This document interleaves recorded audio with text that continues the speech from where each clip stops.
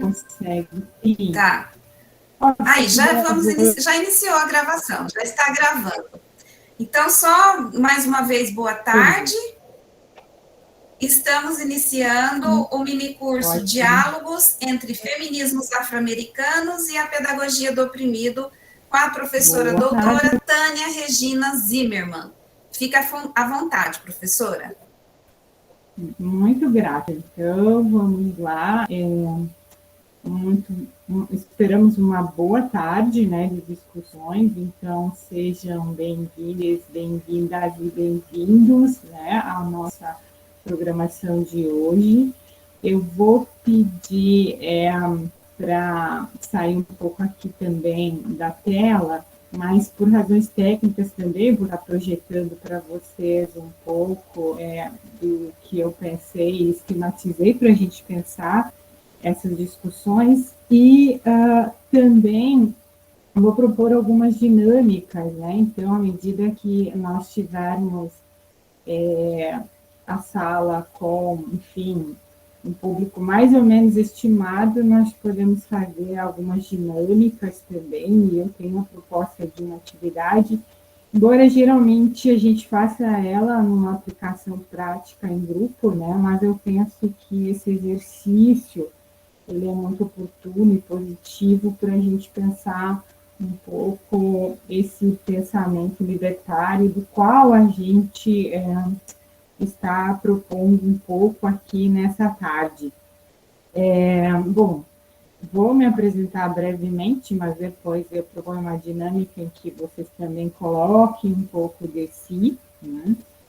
A professora Estela já havia me anunciado um pouco, e eu acho que é bastante completo, né? Sou professora doutora pela Universidade de Santa Catarina, na qual ainda mantenho um vínculo de estudos semanais, né? Junto com o pessoal que faz toda uma discussão de gênero aí ao longo dos vários semestres, né? Então, é o chamado Laboratório de Estudos de Gênero e História da Universidade Federal de Santa Catarina.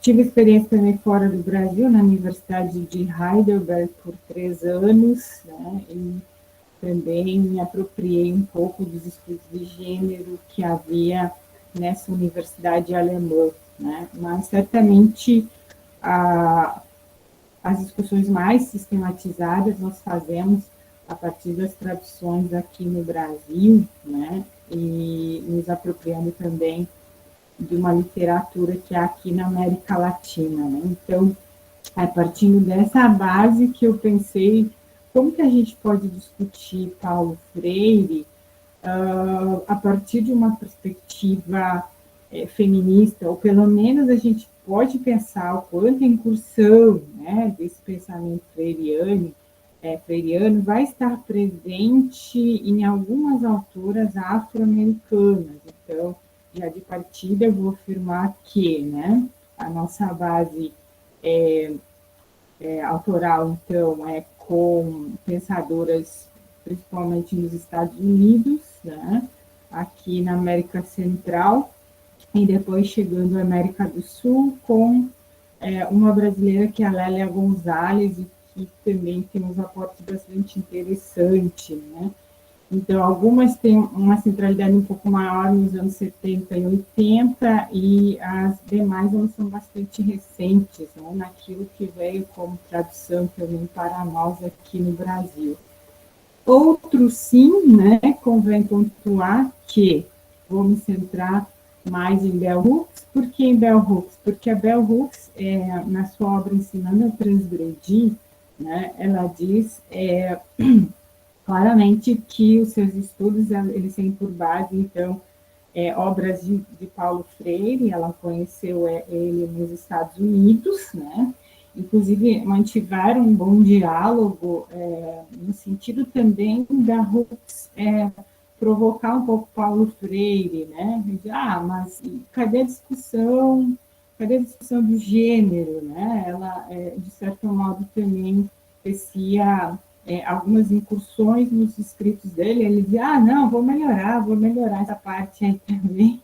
E ela disse que depois dessas conversas com Paulo Freire, ela conseguiu perceber que ele também tinha um pouco de preocupação em entender como, né, essas opressões, elas não se dão especificamente numa hierarquia ou em camadas, né? Não tem como, por exemplo, você tirar isso do corpo, né? E aí apontar, sobretudo, para essa ideia de que você consegue desmembrar os graus de opressão, né? Então, é nesse sentido que essas autoras traçam, né, linhas muito próximas ao Paulo Freire. E a luz dessas autoras que eu linkei para vocês, enfim, na ementa da proposta, a Hooks é a que mais se aproxima e ela escreve um capítulo específico sobre Paulo Freire, que é o capítulo 4 da obra Ensinando a Transgredir, né? E aí, todas essas autoras que eu vou trazer para vocês minimamente, né, pelo menos uma discussão preliminar, elas trabalham nessa perspectiva interseccional, né? E isso também a gente encontra na discussão de Paulo Freire ao pensar esses níveis de opressão, né? Então, acho que esse é um encontro mais notório, né, de todos os autores. Claro que, sob o meu ponto de vista feminista, né, eu diria que elas vão mais a fundo, né? Tipo, vamos procurar discutir com maior profundidade, por exemplo, a extensão do patriarcado ocidental, né? Vamos discutir com mais enfim, com um olhar mais específico, com alguns aportes teóricos mais especializados, vamos discutir como que se produz, por exemplo, alguns conceitos no Ocidente, né, e que não são apropriáveis, né, tanto a gente chama no sul global, né? Então, todo esse escopo teórico que é produzido no norte, a gente não pode afirmar, não, basta aplicar aqui, né? Embora grande parte da produção teórica tem bases empíricas nesse sul global, a gente pode pensar Margaret Mead, por exemplo, né? No Oval Pacífico. Isso ela escreve nos anos 1930, quando ela diz assim, não, essa sociedade se organiza de um outro modo que não é o mesmo modo da nossa sociedade. Portanto, essas relações são plásticas, elas são móveis, e a gente não pode utilizar isso enquanto imperativo no Ocidente, né?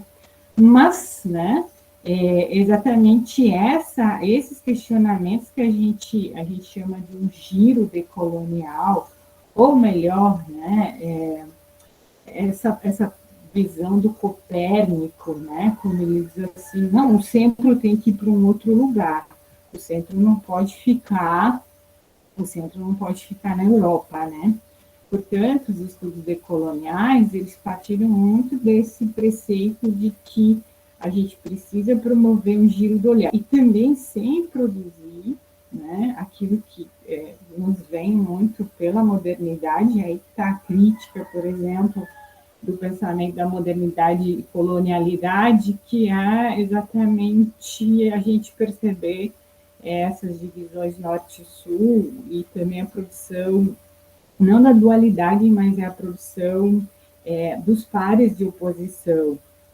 Então, esses pares de oposição, dada a sua fixidez, eles acabam se tornando complexos e também nos aduzem a produção das desigualdades, né? Então, de toda a ordem, essa oposição branco, preto, rico, pobre, né?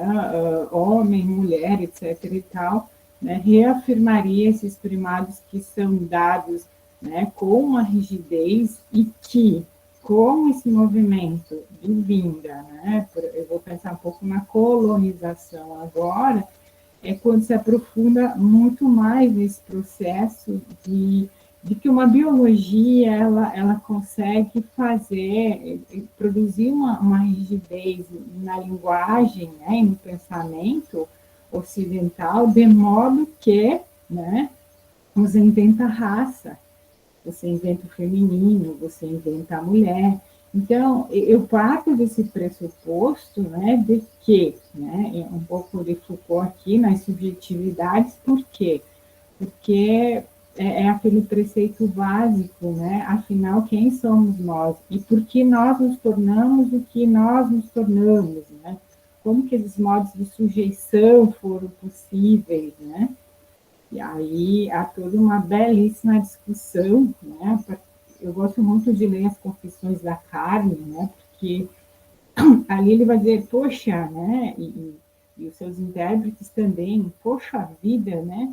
A gente parece que ainda está no século II do Tertuliano, estamos lá no Santo Agostinho ainda, que é a invenção da libido, né? E tudo isso se justifica no sentido de que essas invenções, né, elas possam ser apropriadas, né, posteriormente, vamos pensar o sistema capitalista que se junta ao patriarcado, ou tem autores que dizem que é uma coisa só, né, mas que junta com fins, né, enfim, a extrair a tal da mais-valia, em todos os sentidos, não só no sentido que o Marx coloca para a gente lá, pensando a fábrica, né, mas é o que as economistas do cuidado chamam de uma mais-valia em todos os âmbitos, e o âmbito doméstico é um dos que mais produz essa mais-valia, né, ou seja, né, partimos da premissa de que, né, somos pessoas que sem a economia do cuidado não estaríamos vivas e vivos, né? Por quê? Porque somos a espécie que mais precisa do cuidado. E é o que a gente chama de mão invisível do capitalismo, né? Vamos criticar um pouquinho o Adam Smith aqui, tá bom? Certo, pessoas, né? Então, eu pedi para vocês fazerem uma breve apresentação aqui, eu vou jogar, eu espero que dê certo, eu não sou muito, assim, não tenho muita afinidade com essas tecnologias, mas em alguns momentos que eu usei deu certo. Então, eu vou colocar aqui, vocês vão entrar nesse link que eu vou deixar no chat. Então, a primeira atividade de vocês é dizer quem são vocês. Ah, meu nome é tal, venho de tal, o que você faz. O que você achar pertinente a discutir sobre sua identificação, né? Até porque essa discussão das identidades, ela é muito importante, né? E também as críticas a ela, consequentemente, né? Então, vamos ver se eu consigo colar aqui bonitinho, né? E aí, vocês entram aqui e vão preenchendo, né? Bom, como vai funcionar? Tem uma tela azul que parece o céu, né? E tem uma pergunta central: quem sou eu? Vocês clicam no botão aqui embaixo, rosa, onde tem um maisinho. Vai aparecer um lápis no centro. Aí, vocês abrem uma telinha branca onde diz subject. Ali onde está subject, vocês digitam o que vocês quiserem. Se quiser colocar uma foto sua, você pode ir aqui embaixo, né? Vai escolhendo, tem tirar foto, tem como baixar, tem como buscar um link, etc e tal. E quando vocês querem publicar essa informação, é só ir no canto direito superior, vocês conseguem publicar, e aí todos nós vamos ver quem são vocês, tá bom? Entendida a tarefa? Se alguém tiver dúvida, pode perguntar também, né? Mas eu estou vendo aqui que já tem algumas pessoas digitando, mas que maravilha! Eu vou aguardar aí uns 5 minutinhos para vocês contar um pouco de si para nós.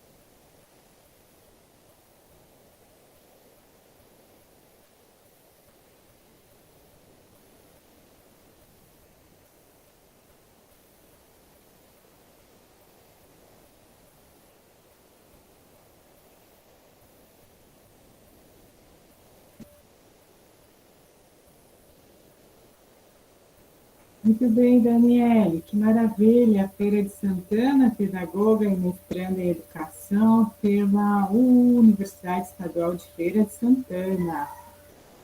Prazer em conhecê-la. Kátia Regina, cis, branca, 38 anos, casada e mãe de uma mulher de 6 anos, funcionária pública municipal, mestrando em educação pela nossa UEM. Muito bem, que maravilha. Bom conhecê-la também.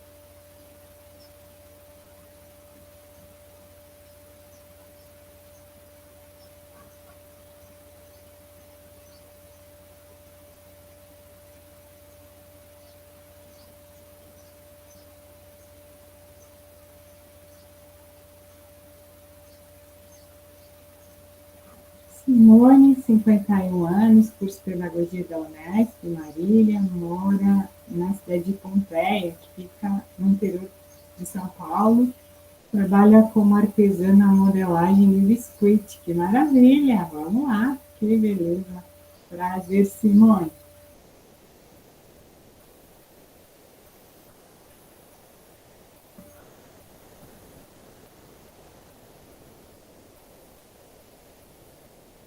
Aldaísa, estudante de pedagogia da nossa UEMS de Paranaíba, está no 3º ano, é mãe, esposa e pretende trabalhar com perspectivas educacionais que vão além da finalidade do capital e, claro, trabalhar na perspectiva de que existe diversidade e que essas possuem direito e merecem respeito. Muito bem, Aldaísa, ótimo, bem-vinda. Tânia, algumas meninas não estão conseguindo escrever lá. A Flávia, a Rafaela, a Érica, a Larissa estão pedindo para você explicar. De novo, tá. Elas conseguiram entrar no link que eu enviei, certo? Não deu certo, expandiu a tela, mas não tem onde escrever. Não sei como responder, não apareceu uma janelinha. Como que eu faço? Não consigo escrever. Tá, vamos lá. Abriu a tela azul que tem aí as constelações, né?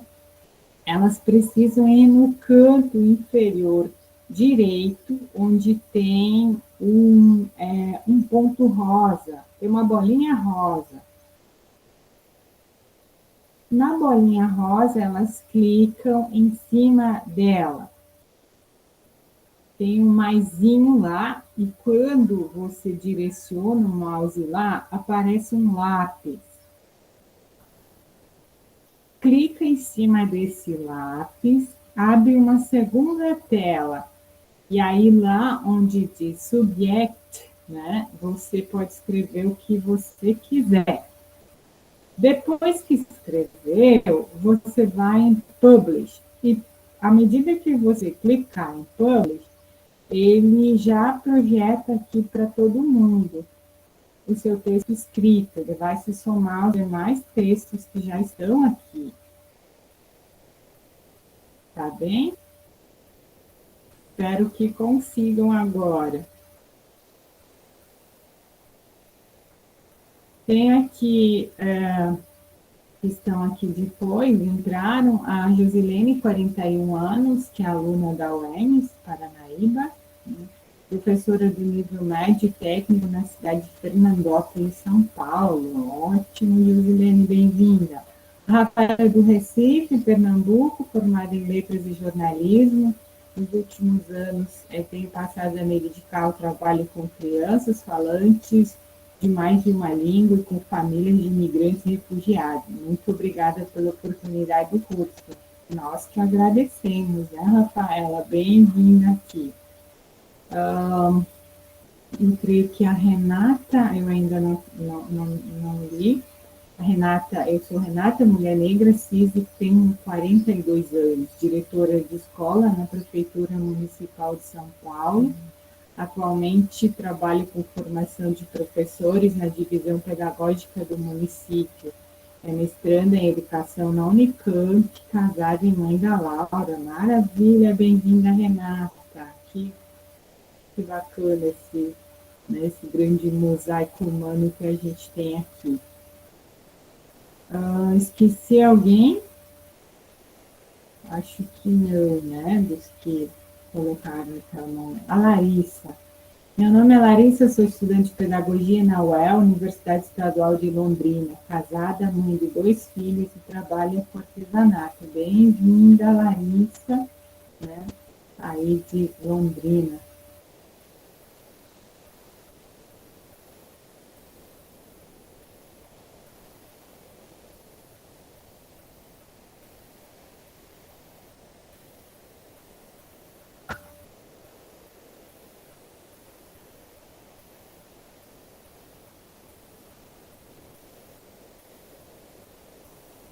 Pergunto se deu certo, Diego, deu certo?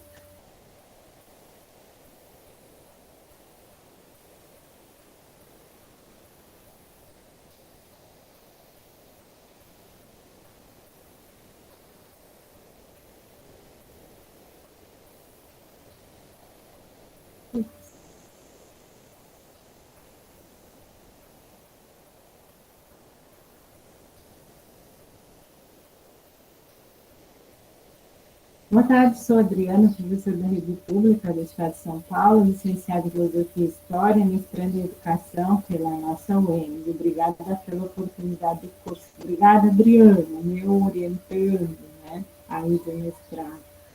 Bem-vindo também. A Érica Araújo Carlos, 36 anos, graduando do curso de Pedagogia da UEM, Paranaíba. Casada, eu tenho uma filha e moro na ONG Rural DEP, Paranaíba. Né? Bem-vinda, Érica, também, que maravilha. Diego, eu sou mestranda em Educação, sou Diego Silva, 26 anos, mestrando no nosso programa, né? Atua como docente na Educação Básica da Rede Municipal do município de Paranaíba. Os meus estudos baseiam-se na história da educação, história da formação de professores e história das mulheres. Muito bem, bem-vinda aqui também. Flávia, artista, né, advogada, estudante de pedagogia, mãe de Victor, voluntária de um coletivo de pesquisadores, o Salve Rainha. Essas informações são sobre o meu trabalho e outra informação importante, a maternidade. Mas tem mais uma coisa, gosto de gatos, de plantas, ainda estou trancada por causa da pandemia e às vezes tenho preguiça. Tem muita coisa que se pode falar sobre alguém, não é? Certamente. Muito bem-vinda, Flávia, também, o Diego também, bem-vinda aqui. Enquanto vocês podem ir preenchendo aqui, vou dar mais um tempo, e depois a gente salva, né, isso, e aí vocês também têm acesso, né, e aí vocês podem se conhecer mutuamente, tá? Eu vejo que tem mais pessoas digitando, então eu também vou conhecendo depois vocês aqui, tá bom? Aqui estou vendo mais a Catrina, que tem 38 anos, mãe de 2 filhos, 7º semestre de pedagogia na UFMS e atualmente ela mora em Três Lagoas. Bem-vinda, Catrina. Nossa, que ótimo, né? A gente percebe com isso, né, o quão importante, né, a gente lidar com tantas, né, identificações, né, que são tão plurais e que certamente são importantes para as nossas discussões, né, porque isso vai contar bastante depois para a gente pensar até nessa questão da posição política do sujeito, né, essas perspectivas de identidade que permeiam bastante, né, algumas autoras que nós vamos discutir. Então, Muito bem, né? Eu acho que o exercício já é válido, né? Quem ainda não colocou pode, enfim, continuar preenchendo aqui. E eu vou voltar, né, a tela aqui e começar a projetar um pouco da nossa discussão, até para a gente conseguir, então, dar conta. E eu já vou avisando, isso não é o único exercício de hoje, né? O próximo eu quero um grau de dificuldade um pouquinho maior, tá bom? Certo? E a gente vai usar outra ferramenta para fazer uma atividadezinha depois que eu apresentar as teóricas com as quais a gente vai lidar. Claro que eu não vou conseguir aprofundar muito, eu já vou avisando se a gente não conseguir, de um certo modo, trazer, enfim, uma discussão mais aprofundada, né? Principalmente de algumas autoras que elas estão relacionadas aí a uma discussão mais aprofundada. Só um pouquinho que eu acho que eu não consegui jogar em tela o mini curso aqui. Vou interromper e voltar.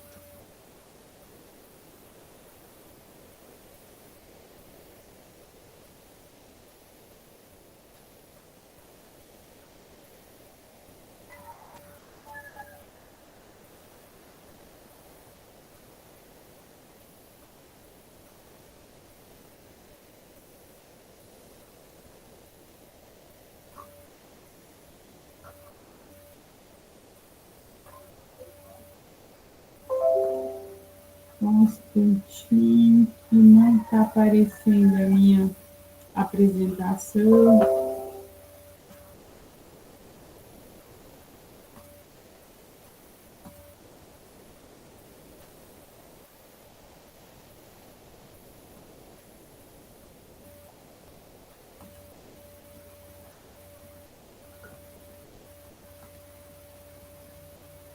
Problemas técnicos, mas já vou resolver aqui.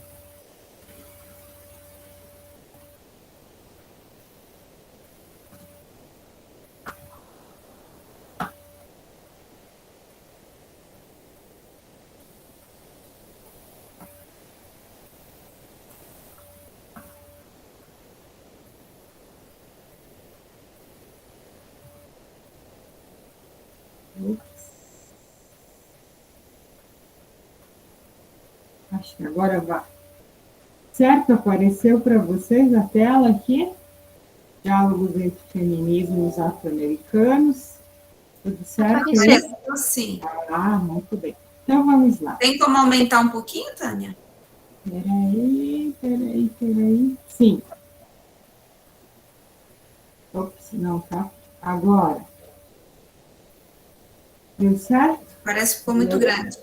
Muito. O que vocês acham? Alguém sinaliza aí. Tá. Aí, assim, tá ótimo. Tá ótimo? Tá. Assim? Tá bom assim. Tá. Então, vamos lá. Tem um objetivo único, né, que é trazer, numa perspectiva dialógica, algumas autoras, né, que trabalham muito nessa perspectiva do sul global, né, não, gostaria de cenar que não significa que a gente traça uma linha de pensamento rígida, né, até porque a gente acredita nesses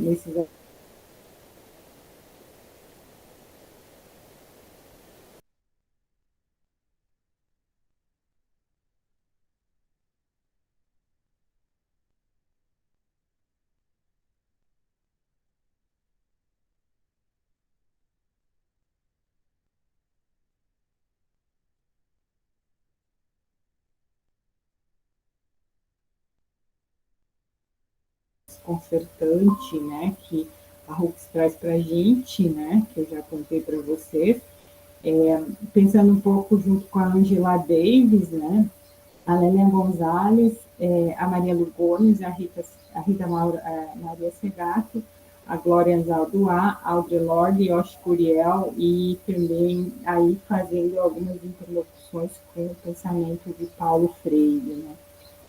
Penso que o grande encontro como eu já salientei para vocês, está na discussão das interseccionalidades, né, e como se produzem essas opressões, quais são os mecanismos que se pensa por uma pedagogia engajada. Então, esse pensamento, embora não tenha uma especificidade, se eu vou pensar, por exemplo, a Rita Segato, né, mas a gente percebe o quanto transita por esse pensamento, uma vez que, né, sem uma rigidez no enquadramento, a gente vai pensar muito o pensamento freiriano como um pensamento decolonial também, né? É claro que não produz toda aquele escopo teórico pensando nessa especificidade do pensamento decolonial, mas, né, ao pensar, enfim, o quanto há mecanismos hegemônicos produtores, né, de desigualdades sociais em todos os níveis, né, a gente acaba adentrando muito ao que se postulou aí pelo Paulo Freire também, né, no pensamento dessas autoras. Então, a gente busca bastante essas convergências dos escritos, né, no qual a gente, então, faz a aposta numa, enfim, pedagogia feminista engajada também. Aqui eu apresento para vocês as autoras, né, vou começar aqui a primeira, à esquerda, então, é a Bell Hooks.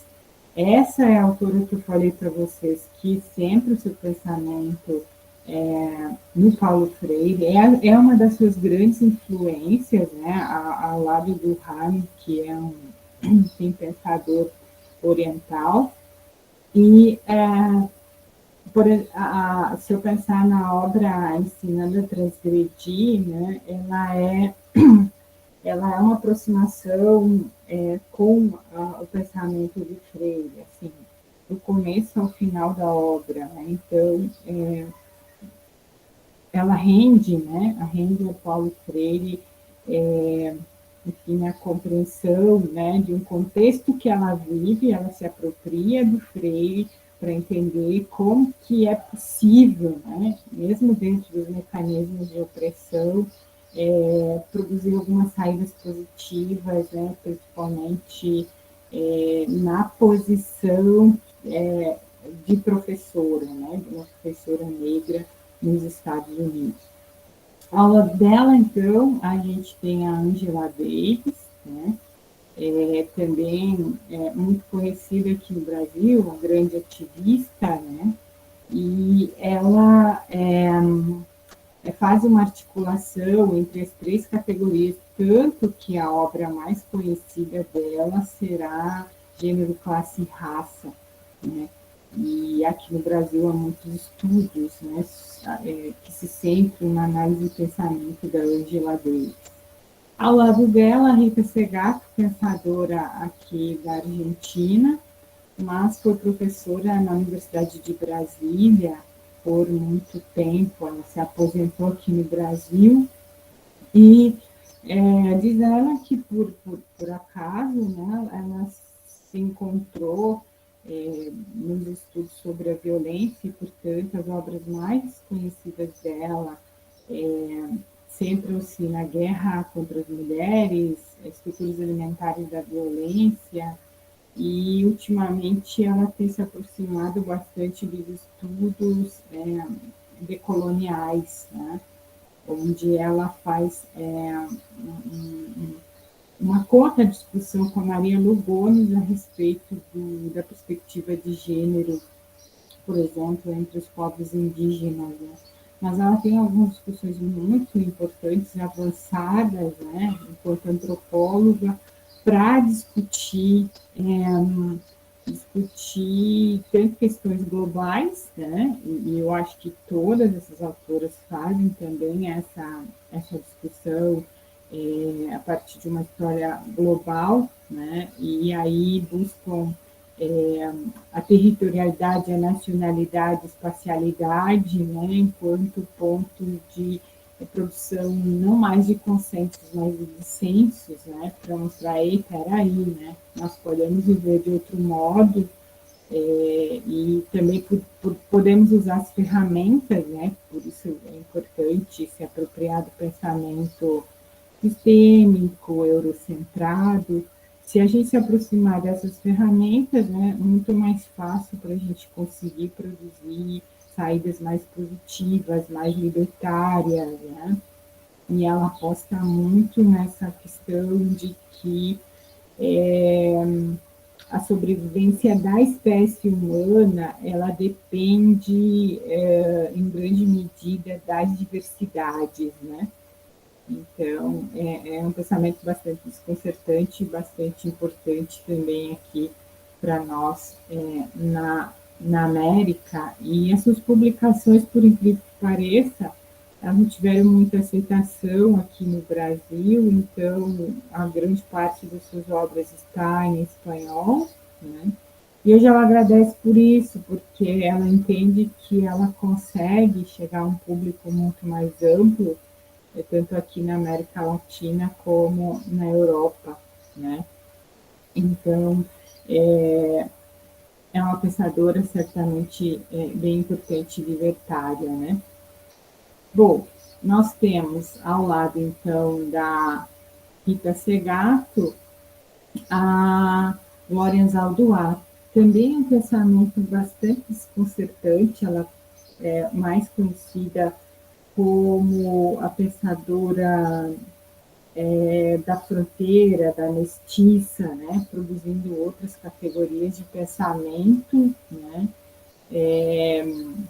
nascida no Texas, nos Estados Unidos, mas que trouxe contribuições bem importantes aqui para se pensar os mecanismos de opressão, de produção de identidade, né, para o contexto aqui latino-americano. Aqui embaixo, né, no canto inferior esquerdo, vai estar a Maria Lugones, né? Maria Lugones é bastante conhecida pela discussão que ela traça sobre o uso do gênero aqui na América Latina, a questão do patriarcado aqui na América Latina, desafiando a teoria do norte, né? Que impõe um certo modelo, um certo pensamento, né? Que a gente chama de uma certa morte epistêmica, né? Pelo fato de trazer uma teoria do norte global e tentar enquadrar todas as diversidades a partir desse pensamento, enfim, esse pensamento colonizador, né?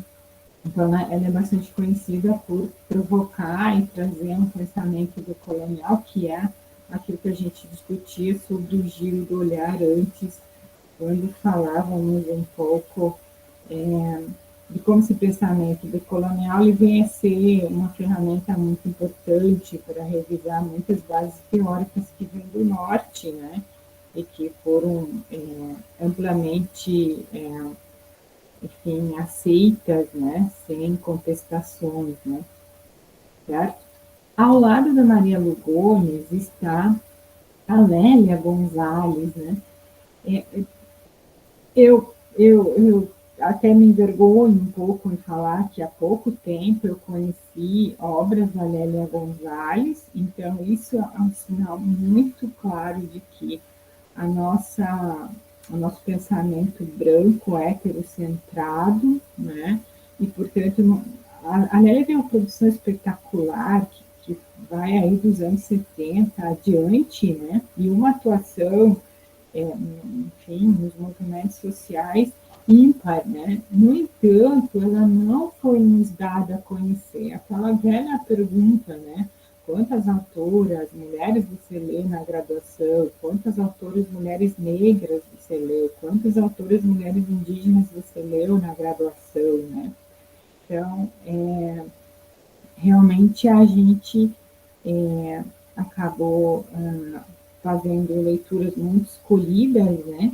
E muito centradas num ponto de vista hegemônico, né? Então, vamos pensar lá que o mais importante era ler o Gilberto Freire, Sérgio Buarque de Holanda, né? entre outros clássicos, né, que nos eram dados a conhecer. No entanto, né, as críticas hoje são bastante pertinentes no sentido de que são pensadores que, de um certo modo, colocam uma centralidade na questão por exemplo, da sexualidade aqui no Brasil, né? Afinal, por que não damos certo, né?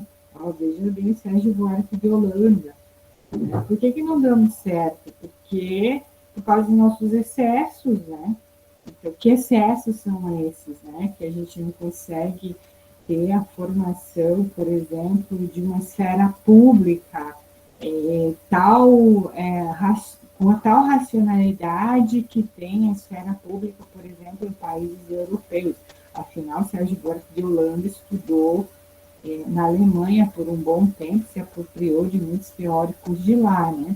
Então, essa tese da degenerescência, né, que hoje começa a ser debatida e repensada a partir de alguns tripés bem interessantes, que é gênero, raça, né, classe, sexualidade, né, que acabam expondo, né, naquele momento, expondo aquilo que aquele pensamento heterocentrado produziu a respeito, enfim, de nossos corpos, de corpos territórios, né, porque você olha para a mulher indígena, para a mulher negra, com olhares extremamente preconceituosos, e como se isso ditasse, né, ditasse quem somos nós, e que buscasse uma identidade brasileira a partir da sexualidade, dos excessos e da degenerescência, né, o que também é muito bem discutido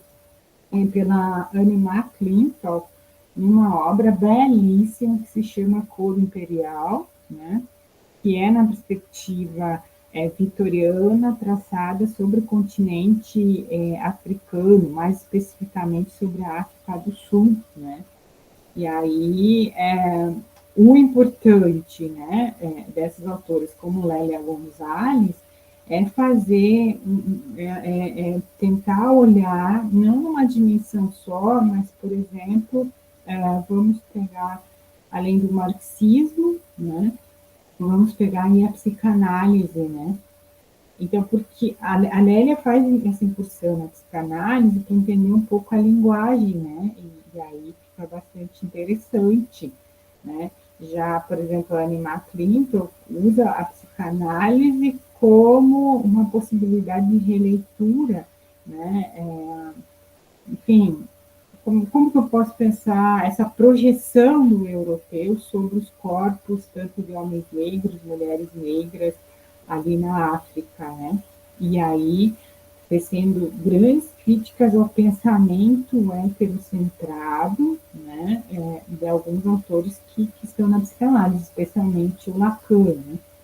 Certo? Então, a Lélia, ela tem uma contribuição espetacular, é uma autora que está sendo descoberta agora, ao lado de Beatriz Nascimento, entre outros. Eu não sou especialista, né, em Lélia Gonzalez, apenas li algumas coisas relativas ao pensamento dela, né? Então, ao lado da Lélia, nós temos a Audre Lorde, né, que também é um pensamento tanto da Audre como a Acho Curiel, que é a última autora que a gente tem aí, são bastante afinados, né? Eu acho que elas têm uma contribuição espetacular no sentido de mostrar como as diferenças elas vão mais fundo, né? Como a gente cavoca mais fundo, e elas fazem uso, então, de um feminismo lésbico. E, bom, por que ele é importante? Porque ele mostra essa matriz heterossexual com muito mais propriedade, né, daquilo que vinha sendo discutida pelas outras autoras, né, tanto que, né, elas são muito mais libertárias no sentido de pensar, afinal, por que as feministas brancas europeias, né, deixam fora esse pensamento feminista negro, lésbico aqui do sul global, né, por exemplo. Então, apontam para as diferenças, né, e como se produz saídas, né, a partir das subjetividades da raiva, do ódio, etc. e tal, contra os corpos femininos, né, negros, indígenas, etc. Então, é um pensamento, eu penso que essas últimas têm um pensamento mais libertário, né, em relação às demais, não que não haja contribuição, né, importante, né, mas eu acho que ao discutir a interseccionalidade com muito mais propriedade, criticando, por exemplo, a Kimberley, que propôs isso mais em viés jurídico, né? Mas o quanto ela se apropria com mais profundidade desse pensamento de uma nação heterossexual, como a heterossexualidade compulsória ela ordena nossas vidas, né, e nos faz ser, enfim, produz a norma e os corpos abjetos, etc. E tal. Então, é um pensamento muito, muito rico, né, no sentido de fazer essa percepção. Por isso, né, trazendo autoras tão diversas, né, com contribuições espetaculares, né, eu gostaria de fazer a segunda atividade, depois eu volto aqui na minha discussão, mas para dinamizar um pouco, eu quero que vocês agora, né, eu vou jogar aqui de novo só um instante.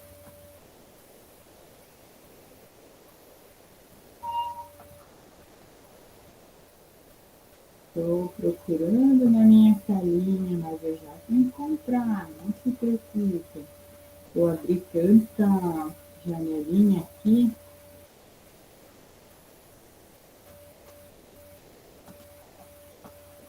Vou copiar o link e já passo para vocês. Bom, qual que vai ser a tarefa? Pois bem, quero que vocês nomeiem algumas palavras, ou pelo menos algumas categorias importantes que vocês consideram elementares para que a gente possa discutir a tal da interseccionalidade.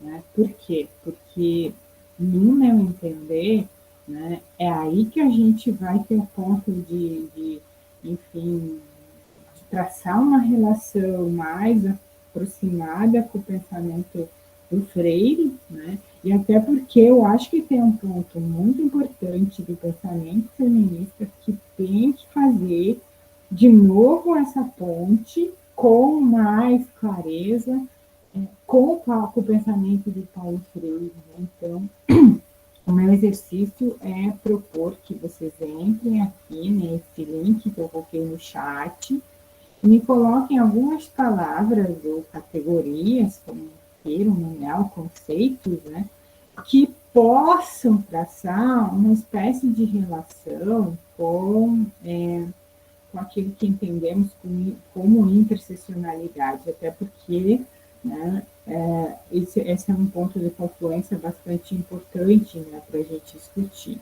certo? Então, vocês entram ali e podem colocar uma, duas, três palavras-chave, né? É só entrar nesse link, vai estar lá em cima a palavra interseccionalidade, e logo abaixo, né, não precisa preencher todos os campos, pode ser só um campo, vocês escrevam uma palavra, né, e depois publiquem, né, no nosso mural e a gente vai fazer uma discussão. Na verdade, acho que aqui é uma nuvem de palavras, né?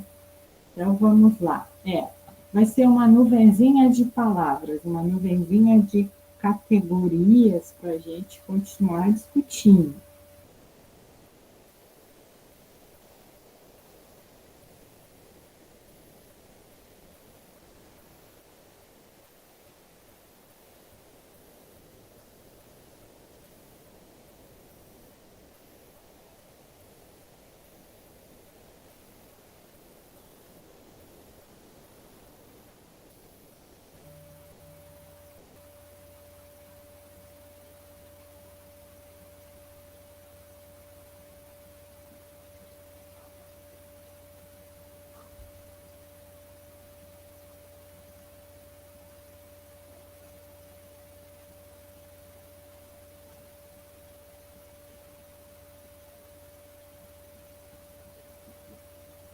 Maravilha, tem aqui identidades, discriminação, identidade social, dominação, matrizes de dominação. Maravilha, representações sociais, sul global, histórico crítico, deficiência, sexualidade, materialismo histórico, raça, sul global, heterossexual. Que maravilha, minha nuvenzinha toda colorida. Não faz mal se vocês repetirem a palavra de um colega, de uma colega, por quê? Porque as palavras que têm um encontro, elas vão ficar com mais destaque, né? Você pode repetir, porque se você acha que na interseccionalidade eu devo colocar raça, então colocar raça de novo, né? Mesmo que o meu colega já colocou, minha colega. Temos aí machismo, subalternidade, patriarcado, silêncio, classe, né? Olha que maravilha, isso aqui está muito lindo.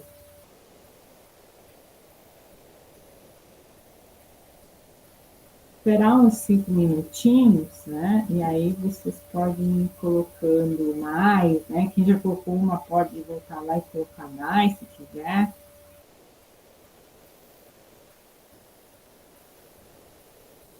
Decolonial, nós temos aqui.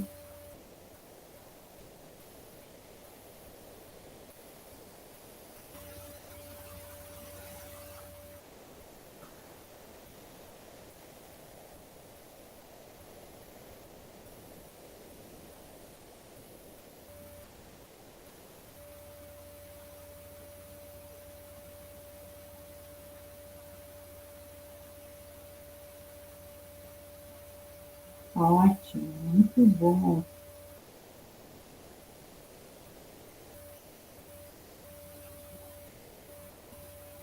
Eu já vou comentando, mas vocês podem continuar escrevendo, tá bom? Publicando aqui nesse mural. Nessa discussão que, como eu penso mais nessa perspectiva do feminismo, né, ou dos feminismos, né, a gente entende que não há uma categoria única, e aí eu vou me fazer valer um pouco do que a Osh Curiel discutiu, a Audre Lorde também faz essa crítica, a Patricia Anne Collins, né, sobre, enfim, pensar um pouco essas interseccionalidades, né, e aí, desde que a gente tem a discussão de gênero que vem do norte, né, e eu acho que a Joan Scott foi e continua sendo nossa grande referência, mas sabemos das críticas, né, e precisamos, né, fazer esse giro do olhar a partir do que o norte pensou em relação ao gênero, né, porque quando se pensa na categoria gênero, na palavra gênero, em detrimento de que é algo não nomeável, né? Que veio, enfim, não só dos meios, por exemplo, vamos pensar na psicologia, né? Quando lá o Stoller, bom, tem uma terceira categoria, não consigo nomear, né? E aí ele vai pensar o gênero. Depois os feministas vão se apropriando um pouco disso, né? Mas não é um pensamento que vem unicamente do norte, né? Mas é um pensamento que foi aceito quando vindo do norte, como diz a Rita Ora Segato. Nós aqui no sul também começamos a inferir na gramática, né? E a buscar, tipo assim, eu tenho que encontrar outra palavra, eu tenho que encontrar outra palavra que dê nome às coisas, né? Então, tanto os movimentos sociais que foram estabilizando aquele conhecimento que se tinha, né, essa produção desses binômios, né, desse pensamento hetero, né, enfim, sexual compulsório, heteronormativo, né, a partir do momento que tinha que se repensar essa norma enquanto produtora de desigualdades, né, a partir desses pares de oposição fixos, né, E à medida que a realidade produzia algumas incertezas, eu falo realidade no sentido da movimentação da sociedade. Por que a sociedade ela se movimenta, né? No sentido de produzir outros modos de existência, e não só produzir, como também estabilizar aquilo que era dado como, né, como as verdades inelutáveis, né? Então, vamos lá desestabilizar essa ordem de coisas, né? E aí a academia tem que correr atrás e nomear isso. Não dá para a gente ficar pensando na categoria, por exemplo, mulher mais. Eu preciso a partir do momento que as mulheres dizem, ei, estou aqui, né? Viva a diferença, nós não fomos incluídas, né? Então, assim, passar da categoria mulheres para a categoria mulher, aliás, para a categoria mulheres. Mas isso vem de um âmbito também dessa movimentação das mulheres, sobretudo das mulheres na sociedade, né? Ou daqueles que a gente chama seus outros efetivos, né? Mas isso, claro, é uma nomeação desse olhar hegemônico, né? Dessa minoritização, né? A produção de minorias, que é um erro histórico, né? Certamente um grande e grave erro histórico, a produção dessas minorias, né? E, portanto, né, onde quer chegar com o quadrinho que vocês aqui fizeram com esse mural tão bonito, né? E as palavras que estão mais no centro significam que, eu acho que significam que vocês optaram em escrever com mais frequência, né? Mas eu penso que gênero, né, ele não pode ser um operante sozinho, né? Assim, eu não consigo desmembrar gênero enfim, qualquer forma de produção, do pensar, do explicar, do analisar. Então, ela não pode ser um operante sozinho, gênero, não tem como ser um operante isolado. Por isso foi tão importante vocês montarem aqui essa nuvem de palavras. Por quê? Porque vocês me trazem, né? Vocês me trazem uma série de palavras e todas elas muito bem colocadas, né? No sentido de que, né? Existe uma situacionalidade, né? Vamos pegar Simone de Beauvoir, né? Quando ela fala lá da liberdade, né? Então, ela vai criticar o próprio Sartre por dizer que a liberdade, ela é situada. Tipo assim, e essa discussão a gente vai encontrar lá, vamos pegar nossas autoras, a Audre Lorde, a Auguste Curiel, né? Porque elas também vão dizer, não, enfim, né? E quando não existe escolhas, né? Então, de que liberdade estamos falando, né? Quando você fala dos corpos de mulheres negras, né? Aonde estão as escolhas desses corpos? As mulheres indígenas, aonde, enfim, quais são as possibilidades de escolha, né? Então, essa discussão é bem interessante, né? Porque ela tem várias matrizes, né? A gente tem várias pensadoras, né, focadas nisso, e a Simone diz que não há como, né, na condição, né, da mulher, lá nos anos de 1940, você não tem liberdade de escolha, né? Então, sua liberdade ela é sempre situacional, né? Então, essa mesma discussão vale aqui para nós, né? Recentemente eu vi um artigo no portal feminista que dizia, mulheres brancas da Europa veem que essas posições de privilégio construídas aqui no Brasil, elas são solapadas por lá, né?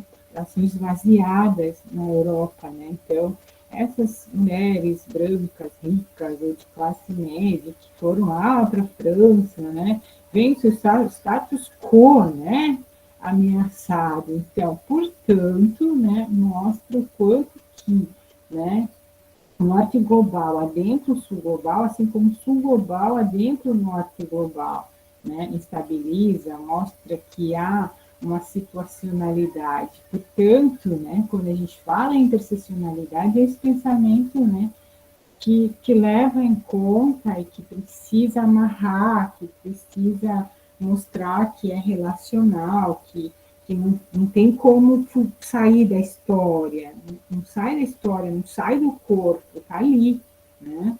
E que, portanto, né, nessa interseccionalidade, pensando aí, essas autores que eu trouxe para vocês, a Cotirene também, a Patrícia Riccoli, né, a mostrar um pouco, né, essa interseccionalidade enquanto mais didática possível, né, e também enquanto uma sensibilidade analítica, né, eu não consigo tirar a classe daqui, né, como é que a gente, por isso eu falei, o pensamento do Paulo Freire é muito importante, né, porque ele tem uma centralidade na discussão de classe, e parece que os feministas, por um bom tempo, acharam muito mais apropriado ficar discutindo identidade, não que elas não sejam importantes e mobilizadoras, né, de uma ação social, né, mas por si só, né, não, enfim, e sem coalizões não é possível você fazer uma mudança de estrutura, né, pensa numa árvore, né, você, você não, se a gente não vê, se a gente vê as coisas isoladas, nós não vamos conseguir mexer na estrutura, né? Assim, eu digo, você não mexe de cara nessa estrutura, se você ficar ali, né? Ah, vamos discutir identidade, vamos discutir não sei o quê, discutir a heterossexualidade, vamos discutir raça, né? Enquanto operantes isolados. Eles são mobilizadores, são, né? Mas, né, assim como Paulo Freire, né, apostava bom, de fato, como fazer uma transformação se a gente fica nas discussões muito isoladas? Por isso, as interseccionalidades é uma possibilidade, né, é uma metodologia, inclusive, para a gente pensar essas discussões tanto numa perspectiva global e também numa perspectiva de atravessamentos e de especificidades também, né? Então, acho que dá conta de muita coisa. Acho que nas interseccionalidades também a gente pode fazer valer, deixa eu ver, a etnicidade, né? O que a gente tem visto enquanto centralidade, enfim, são vistos como os operadores mais visíveis a princípio seria o quê? Gênero, raça, né? Gênero, raça, classe, sexualidade, né? Mas os outros operantes também são importantes, e vocês trouxeram aqui, né? Então, incluiria também geração, né? Além de geração, a religião, né? A temporalidade, porque eu entendo que nem todo mundo vive numa mesma temporalidade, né? Então, é importante pensar nisso. A questão da territorialidade também é importante aqui, o grupo social, o meio ambiente, né? E a nacionalidade também é bastante importante quando pensado nesse conjunto que a gente chama de interseccionalidade. Então, muito grata pelo exercício, por vocês terem colaborado e contribuído aqui com o nosso grupo, né? Enfim, muitas palavras bem interessantes, né? Então, acho que é bastante válido, né, a gente pensar. Bom, deixa eu ver se eu consigo voltar para a minha apresentação.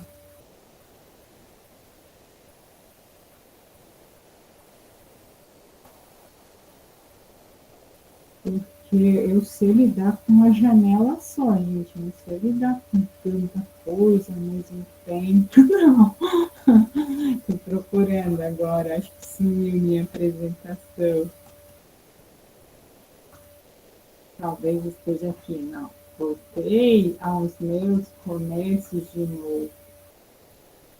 Peça um pouquinho de tempo, quem quiser tomar uma água, esticar, enquanto eu me organizo para apresentar, tá bom? Então, 5 minutinhos para tomar uma água. Pode ser? Ótimo.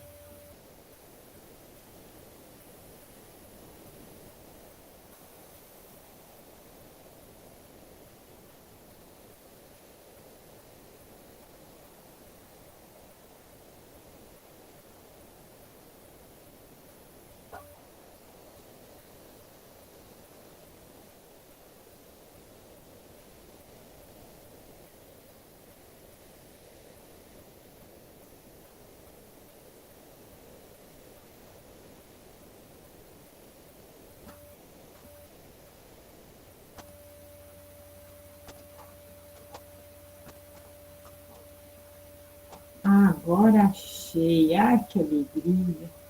Ah, que maravilha.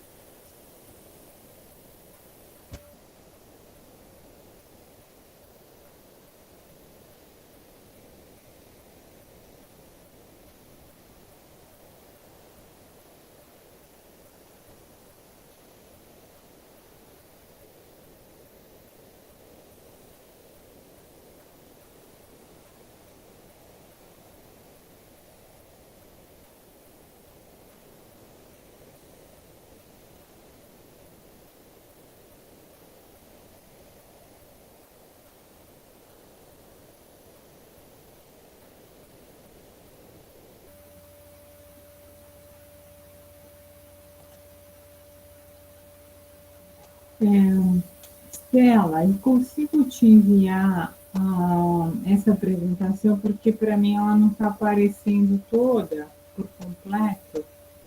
Se eu te enviar no e-mail, você consegue projetar daí?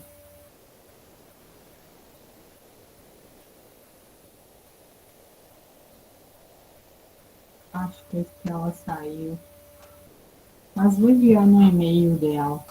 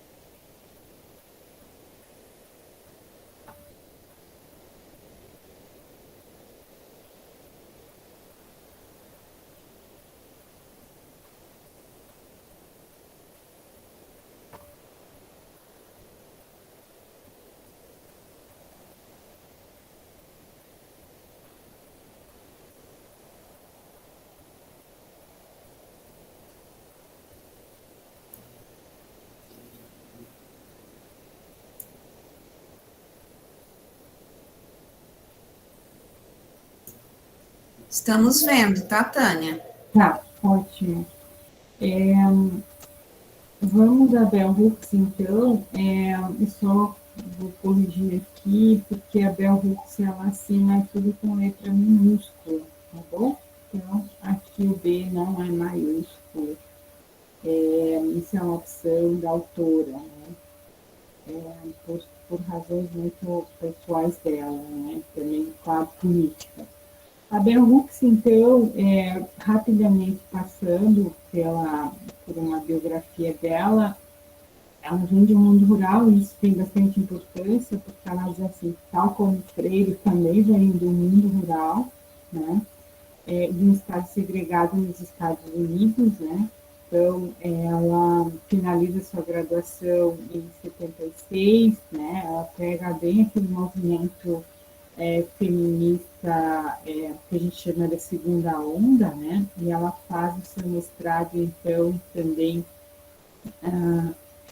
nos Estados Unidos, onde ela acaba escrevendo e lecionando, e também vai para o seu doutorado em literatura na Califórnia.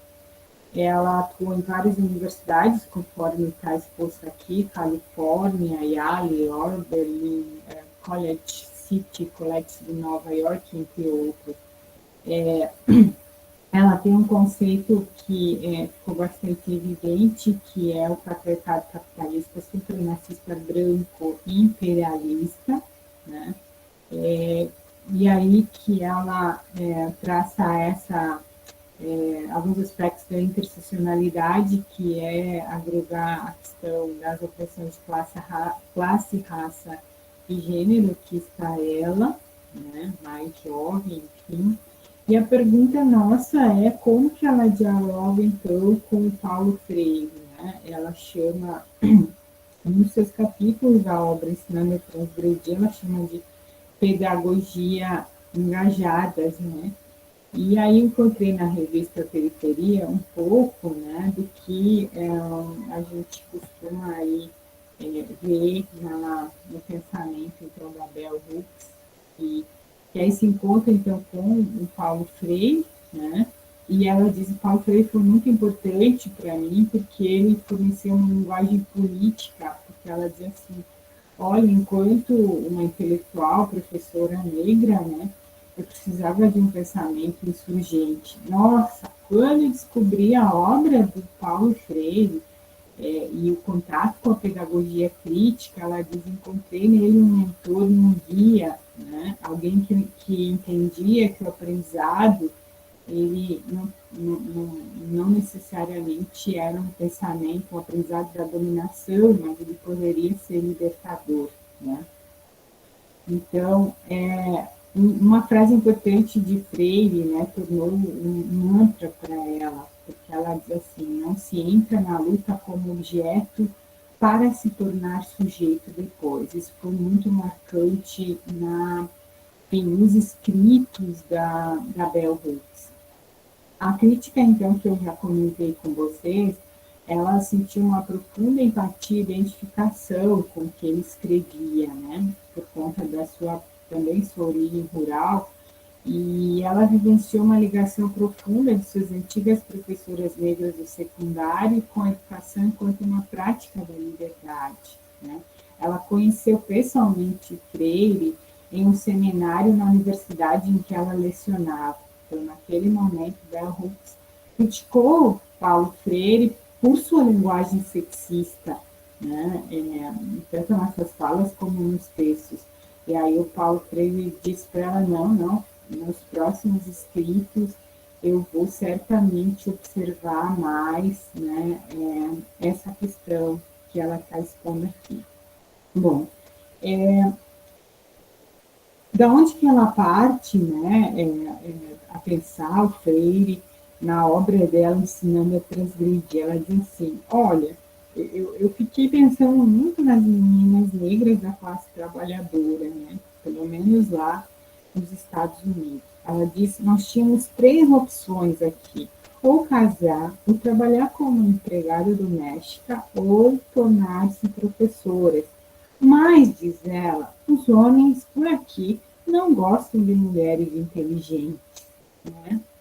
Então, ela diz assim, eu me centrei muito, né, no caso, pensando na sua atividade laboral enquanto professora, né, que tinha que estabelecer, né, uma relação profunda com a luta antirracista, né, e também se centrar numa pedagogia anticolonial. E, como eu falei para vocês, embora o pensamento freiriano não se denomina decolonial, até porque é um termo cunhado depois por outro grupo e tal, né? Mas a gente encontra tanta relação, né, com esse pensamento sem ser nomeável. Do mesmo modo que muita gente é feminista sem se nomear feminista, né, pelas suas ações. É assim que a gente pensa um pouco também o Paulo Freire, a partir desse pensamento crítico, né, anticolonial.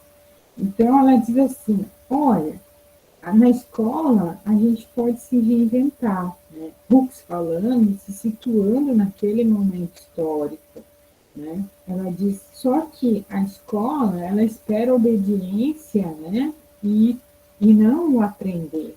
E ela diz, o pior de tudo, a gente tinha professores brancos racistas, né, que viam os alunos negros como penetras, né. Então, ela diz assim, poxa, eu me deparei com duas situações, né, que é dois modelos de educação, que é a prática de liberdade e a prática de dominação. Então, ela diz assim, nossa, a minha experiência negativa, né, em sala de aula, enquanto uma menina negra, né, ela foi um objeto de ódio, né, mas ela disse, eu acredito, né, numa educação capacitante, né, no sentido de que realmente nossa capacidade de ser livres, né, e aí o que teve de importante em Hooks foi se deparar com as obras de Freire. Ela diz, poxa, foi ali que eu aprendi, né, que a aprendizagem ela pode ser libertadora, né? Do mesmo modo que as feministas pensam que a entrada das meninas, né, no campo educacional, enfim, vencendo aí as barreiras, as imposições, né, interpeladas com as lutas, é muito libertador para as meninas, né? Então, ela se situa bastante nisso e pensando nas meninas negras, né? Sobretudo para romper com aquele ciclo de que, não, só tem essas opções, quando tem essas opções, né? Então, ela usa o Paulo Freire para criticar as limitações das salas de aula, inclusive das feministas, né? Porque ela disse assim, os estudos da mulher, que ela, como ela foi para o mestrado, doutorado, os estudos da mulher eram só professoras brancas, e não só o fato de serem professoras brancas, mas elas não eram engajadas na discussão de raça, né? Então, ela diz assim, olha, pensando no Paulo Freire, será que não dá para ver a sala de aula como um lugar de entusiasmo, né? Enfim, como transgredir, agora sim, gente, então, o que ela pensava em transgredir, né? Transgredir a seriedade acadêmica, né? Transgredir essa questão do não engajamento nessas interseccionalidades, né? E ver, por isso que ela dizia assim, eu preciso ver, né, os alunos, as alunas, nas suas particularidades, né? Então, ela fala de uma autoatualização, né, no sentido de que, né, se a gente vê a sala de aula como um coletivo, como uma comunidade, deve procurar, né, tornar esse espaço um lugar de aprendizado entusiasmado, né? E aí que ela se centra numa pedagogia feminista, crítica, radical, né, na qual eu preciso reconhecer as diferenças múltiplas, né, uma pedagogia anticolonialista, uma pedagogia, enfim, crítica. E entendi também que ensinar era um ato teatral, além de ser um espaço para intervenção, né, e alterações espontâneas. Então, ela diz assim, é, se engajar para trabalhos ativos, né, era muito importante porque o ensino sempre foi pouco valorizado nas atividades acadêmicas, né, e aí ela parte para essa ideia da educação com prática de liberdade a partir do jeito de ensinar, né, entendi que qualquer um pode aprender, participar do crescimento intelectual, ensinar de um jeito que proteja, ensinar de um jeito que respeite a alma dos alunos, né? A começar de modo mais profundo e mais íntimo. Então, as suas referências vão ser Paulo Freire, no desafio à educação bancária, na perspectiva da integridade, e também do Tish Han, que é um budista que parte dessa ideia da contemplação, né? Não só contemplação, mas da reflexão e do agir, que liga a consciência à prática, que liga a união corpo, mente e espírito, né?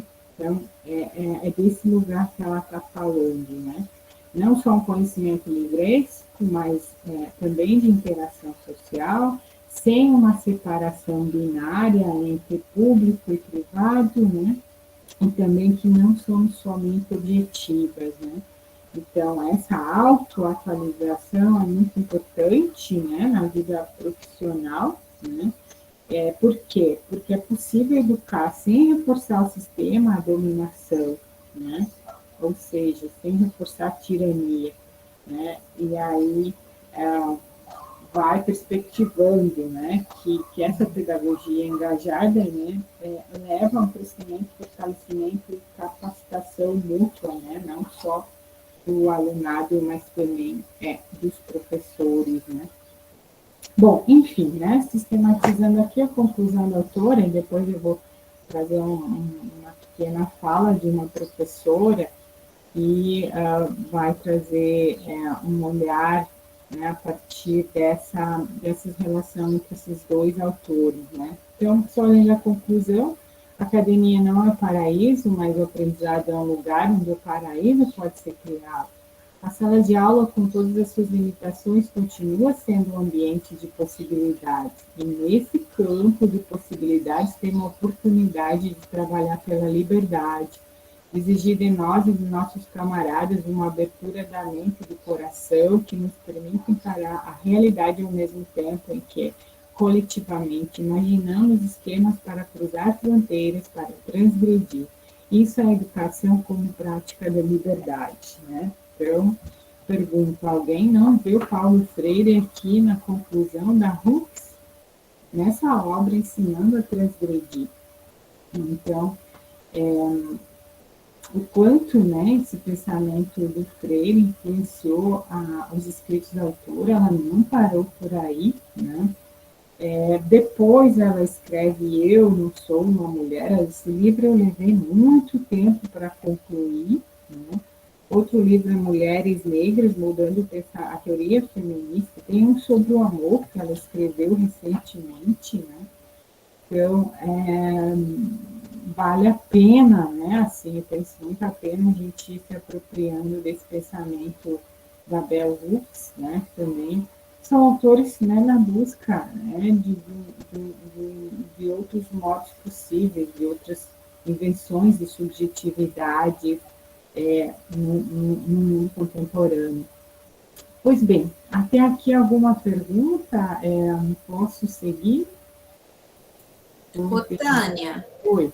Tem uma pergunta da Rafaela aqui no chat. Sim. Acho que volta um pouquinho, porque ela diz assim: caso dê tempo, você poderia falar um pouco sobre a criação do conceito de interseccionalidade? Acho que ela quer que volta um pouquinho. Sim, tá. Eu acho que eu fiquei mais presa aqui, mas posso voltar sim depois, tá bom? Eu só vou projetar aqui para finalizar um pouco a minha a minha fala num pequeno vídeo e depois a gente pode abrir então para questões, né? Pensando um pouco na Kimberly, que é a, digamos, a autora de referência para discutir as interseccionalidades. Então, tá? Só um pouquinho. Vou tentar jogar um videozinho rápido, tá bom? Eu tô com um pouco de medo que a gente não consiga dar conta do mínimo, né?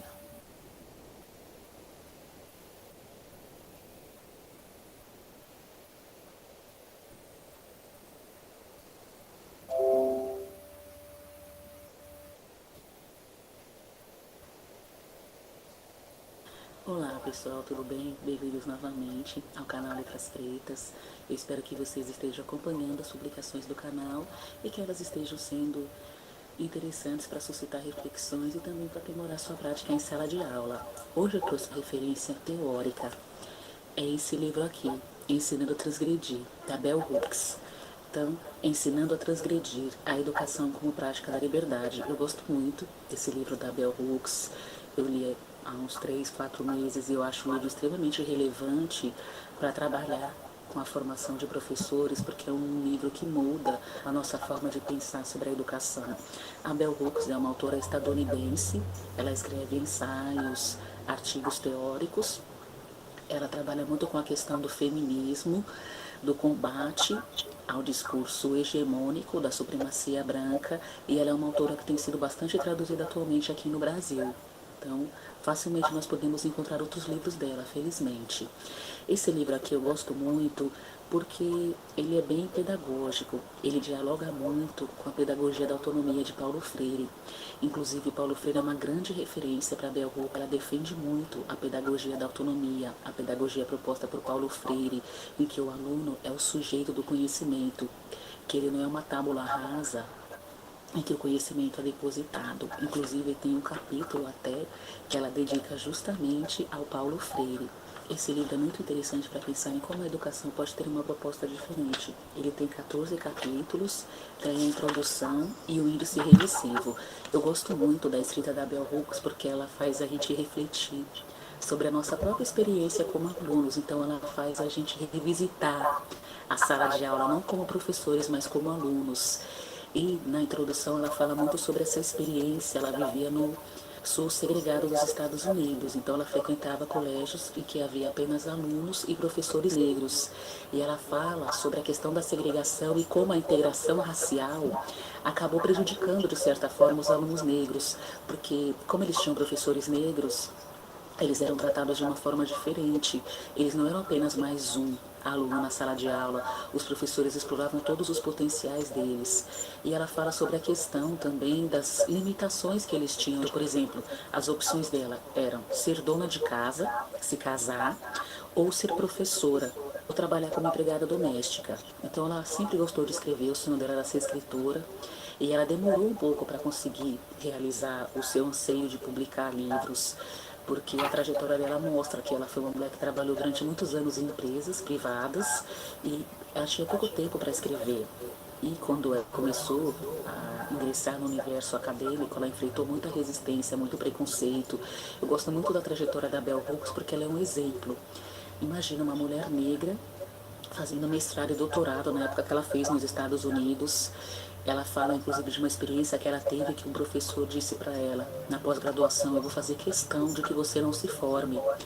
Então, ela é um exemplo de mulher batalhadora, de professora muito engajada com a questão da autonomia, com a questão do protagonismo. Então, ela fala muito sobre o nosso papel como professores. Será que nós não estamos exercendo o nosso poder sobre essas crianças, sobre esses jovens, de forma violenta?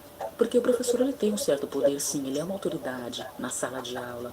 Mas será que nós estamos despertando o lado melhor dos nossos alunos? Ela fala muito sobre a sala de aula como um lugar de tédio. Então, a sala de aula tem que ser um lugar que provoca reflexão, que leva à construção do conhecimento. E eu gosto muito desse diálogo que ela estabelece com o Paulo Freire, porque é isso, a educação ela precisa estar comprometida com a libertação. E que libertação? libertação contra preconceito, de ordem de racial, de ordem de gênero, de ordem de sexualidade. Então, o objetivo da sala de aula é promover um ambiente seguro. Eu gosto muito dessa forma como ela fala. Então, como nós vamos tornar a sala de aula um ambiente seguro? Porque o nosso objetivo não é que todos pensem da mesma forma. Inclusive, ela mostra que as diferenças elas devem ser reconhecidas. Nós não precisamos pensar da mesma forma, nós precisamos aprender a nos expressar e a defender interesses coletivos, não interesses individuais. E a educação é uma forma de moldar mentalidades, com comprometimento pela luta contra o racismo, contra o machismo, contra a homofobia,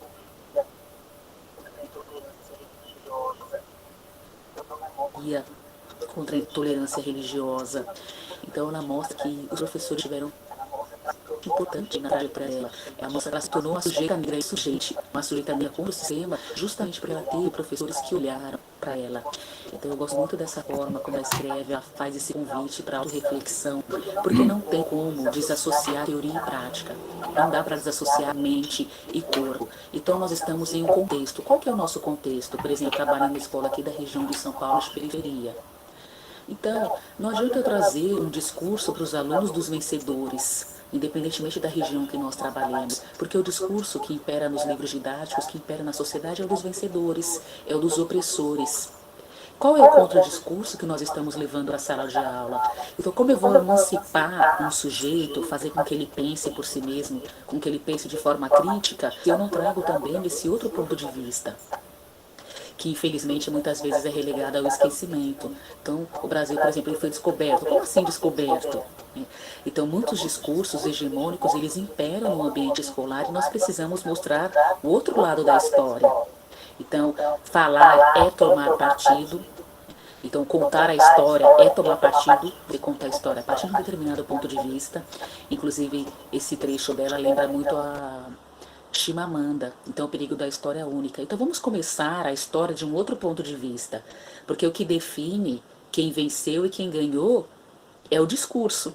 E ela critica muito essa questão do discurso supremacista branco, que é o discurso que geralmente impera nas escolas, nos livros didáticos. Na sala de aula nós não devemos pensar todos da mesma forma e se expressar da mesma forma. Nós temos o direito à voz.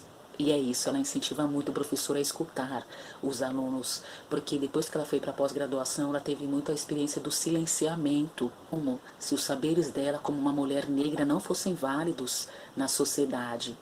E ela mostra muito a importância que teve a sua família na sua formação, eles apoiaram os seus estudos, ela tinha possibilidades limitadas, mas as poucas possibilidades que ela teve, ela aproveitou. E eu gosto muito porque, gente, é um livro lindo, é um livro que transforma a nossa mentalidade como professores, faz a gente questionar a nossa prática. Nós sabemos que a nossa prática ela precisa ser repensada cotidianamente. Então, muitas vezes, que discurso nós estamos levando para a sala de aula, que reflexões nós estamos suscitando, o ponto de vista de quem nós estamos confirmando. Gostaria de ler um trecho aqui para vocês, que ela fala muito sobre a questão da abertura, tanto do professor quanto do aluno ao aprendizado, que a escola tem que ser um ambiente seguro para os alunos. Um trecho da página 25, o título é Pedagogia Engajada. A educação como prática da liberdade é um jeito de ensinar que qualquer um pode aprender. Esse processo de aprendizado é mais fácil para aqueles professores que também creem que sua vocação tem um aspecto sagrado, que creem que nosso trabalho não é o de simplesmente partilhar informação, mas sim o de participar do crescimento intelectual e espiritual dos nossos alunos. Ensinar de um jeito que respeite e proteja as almas de nossos alunos é essencial para criar as condições necessárias para que o aprendizado possa começar do modo mais profundo e mais íntimo. Nós, professores, precisamos ter coragem de transgredir as fronteiras que fecham cada aluno numa abordagem do aprendizado como uma rotina de linha de produção. Então, nós sabemos que há pouco tempo a escola se tornou um ambiente democrático, que incluiu, de fato, as camadas mais pobres da população. Mas será que a escola modificou a sua estrutura? Por exemplo, hoje nós temos um horário fragmentado, passou 45, 50 minutos, é outro professor, é outra matéria. Nós sabemos que a escola tem ainda muita dificuldade de trabalhar interdisciplinarmente. Então agora a aula de geografia, acabou a aula de inglês, acabou a aula de educação física. Muitas vezes nós cobramos resultados com uma estrutura obsoleta, né? E, além disso, ela trata muito da questão da epistemologia. Então, que conhecimentos nós estamos valorizando na sala de aula? Será que nós estamos valorizando o conhecimento que emana dessa comunidade escolar? Então, por exemplo, quando nós trabalhamos em uma comunidade de periferia, quais conhecimentos aquelas pessoas possuem? Quais movimentos culturais tem naquele ambiente que nós estamos trabalhando? Será que nós não estamos tentando impor uma forma de ser, uma forma de pensar àquelas pessoas, desvalorizando aquilo que elas já sabem, aquilo que elas possuem, aquilo que elas valorizam? E esse livro, ele tem muito essa provocação. Então a educação tem que ser uma prática de liberdade. E muitas vezes ela acaba se tornando uma prática opressora também. Uma forma de mudar o mundo é por meio da educação. Só que a nossa educação está comprometida com qual discurso, com qual lado da história? Ela está comprometida com o aluno, com a mudança de paradigma que nós mesmos, professores, podemos propor? Então, como eu posso trabalhar de uma forma que motive meu aluno? Como eu posso trabalhar de uma forma que tire o grupo do lugar de conforto? Como eu posso sair do meu lugar de conforto, que é o livro didático, que é o discurso pronto? Como eu vou construir um outro discurso? Como eu vou usar a minha voz para propor uma nova pedagogia? Então, esse livro eu recomendo muito ler com a pedagogia do oprimido, com a pedagogia da autonomia. Eu gosto muito da forma como ela fala do Paulo Freire. Ele é um inspirador para ela, para todos nós. E é muito interessante também, para finalizar, sobre essa questão da língua. Eu, por exemplo, trabalho com sala de leitura atualmente, mas eu sou professora de língua inglesa. E às vezes a gente entra em conflito. Por exemplo, nós somos brasileiros, falamos português, é a língua do opressor. Só que a língua que nós falamos, apesar dela ser a língua do opressor, foi uma língua que nós transformamos. Então, por exemplo, o português brasileiro ele é muito diferente do português de Portugal. Ele tem muito mais influência indígena, influência africana. Então, mostrar isso, que a resistência ela tá na língua, a resistência ela tá no discurso que a gente leva para a sala de aula, nas discussões que nós permitimos. E o que eu acho muito rico desse livro é a sala de aula é um ambiente seguro para o professor, é um ambiente seguro para o aluno, para ele poder se posicionar, para ele poder dizer o que ele pensa e também para ele se emancipar. Será que nós, professores, estamos emancipados também? Ou nós estamos reproduzindo um discurso opressor, que é machista, que é racista, que é homofóbico, que se requer neutro, que se julga neutro, mas que não é? Será que nós estamos tratando a realidade na sala de aula ou tratando com um contexto hipotético, que não vai gerar uma reflexão e uma mudança de mentalidade? É isso, pessoal. Espero que vocês curtam essa indicação. Esse livro é maravilhoso, é um livro de cabeceira, é um livro que modifica muito a nossa forma de pensar como educadores. Espero que vocês tenham curtido essa indicação. Por favor, não esqueçam de se inscrever no canal.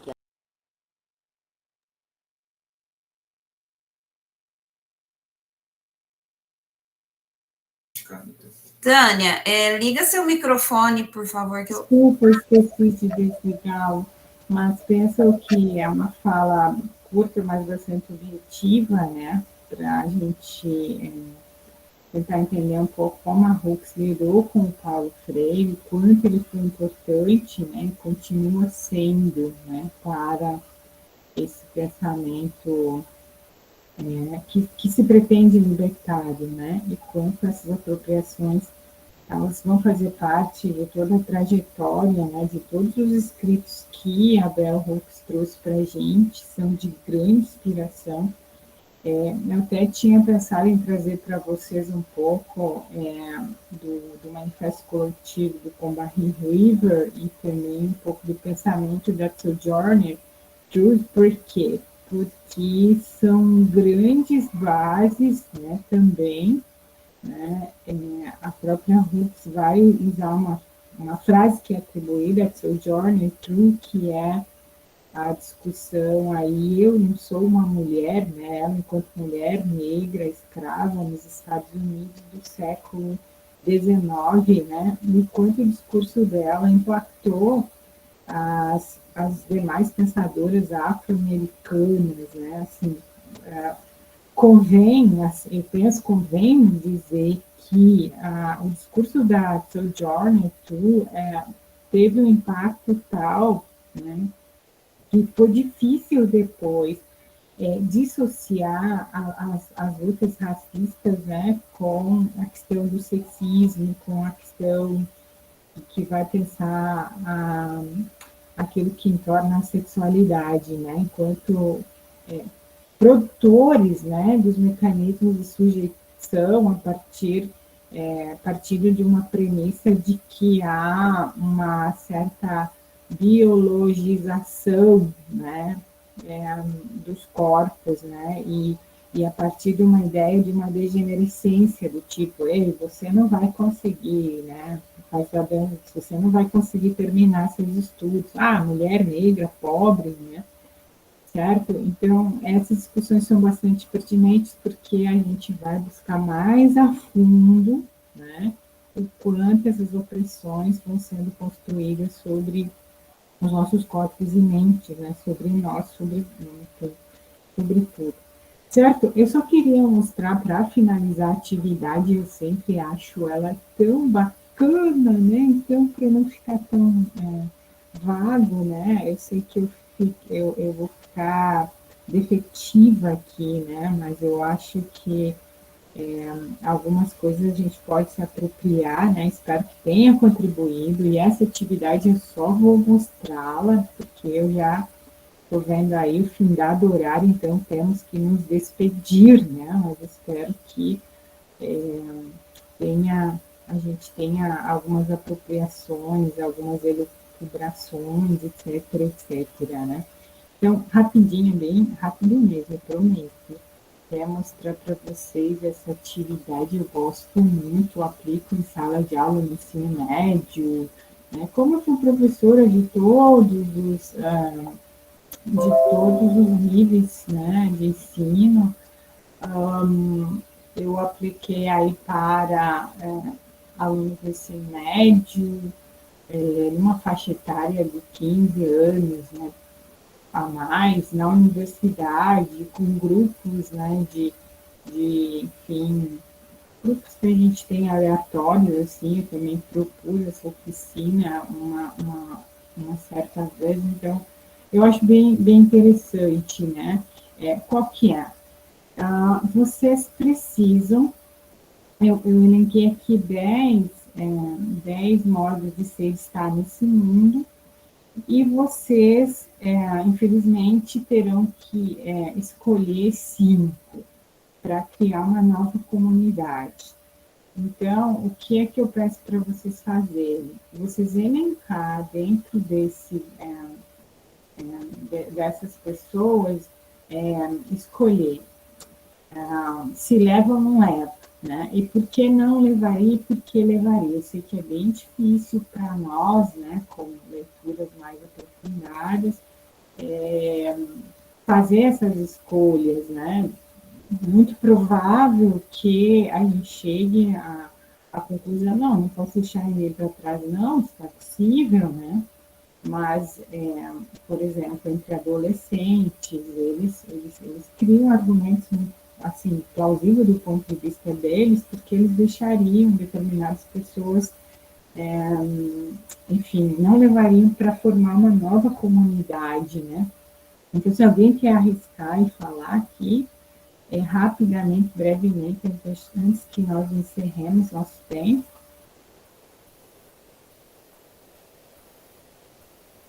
Alguém quer fazer uso do microfone, enfim, e aí dizer, olha, professora, eu levaria esse, mas não levaria esse, por causa disso. Ou mesmo, se quiser argumentar e falar, professora, não tem como deixar ninguém de volta, não.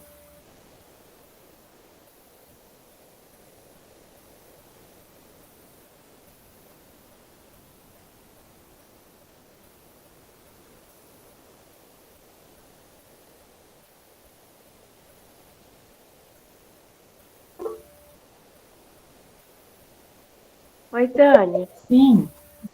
Eu não entendi muito bem a proposta. Tem como você repetir, por favor? Sim. Então, está vendo? Eu elenquei 10 modos de estar nesse mundo, de ser nesse mundo. No entanto, eu pus um limitante que você apenas pode levar 5 dessas pessoas para construir uma nova comunidade. Mas você precisa justificar para mim, por exemplo, por que você levaria a dona de casa indígena analfabeta, vítima de violência doméstica com 30 anos para sua comunidade, mas não levaria o morador de rua negro estrangeiro com 75 anos? Então, que você me justificasse. Não, eu vou levar tal pessoa para minha nova comunidade. Eu tenho que formar e preciso levar essas pessoas. As outras 5 eu não vou levar por causa disso. Ah, sim, entendi. Que tarefa, hein, menina?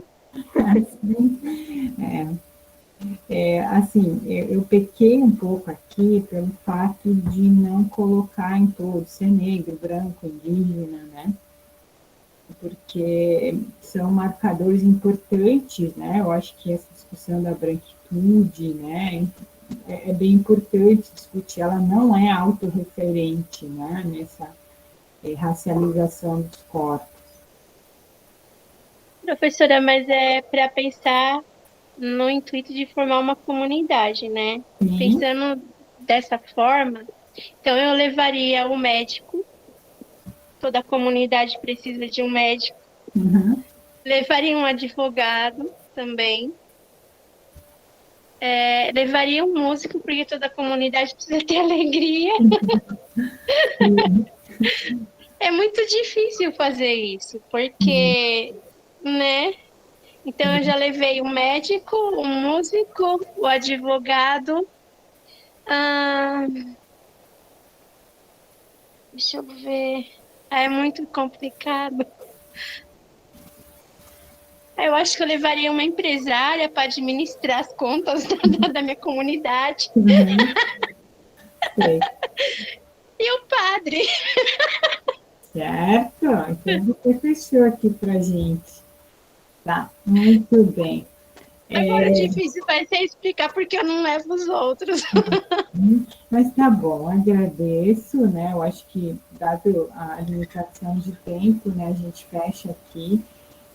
Digo para você que é possível a gente pensar cada personagem desse numa perspectiva.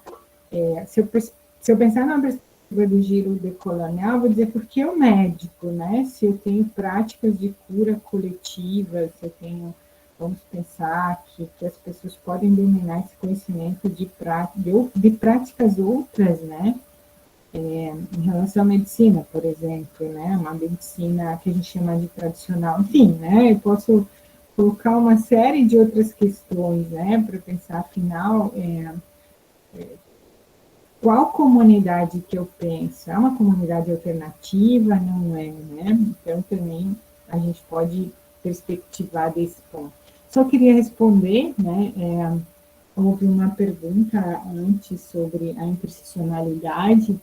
Ela é criada pela Kimberly Crenshaw, porque tinha um caso jurídico no qual uma mulher queria processar uma empresa, mas ela queria levar em conta 2 operantes de discriminação, né? 2 marcadores de discriminação, que era gênero e raça, né? Ou seja, ela era uma mulher negra, né?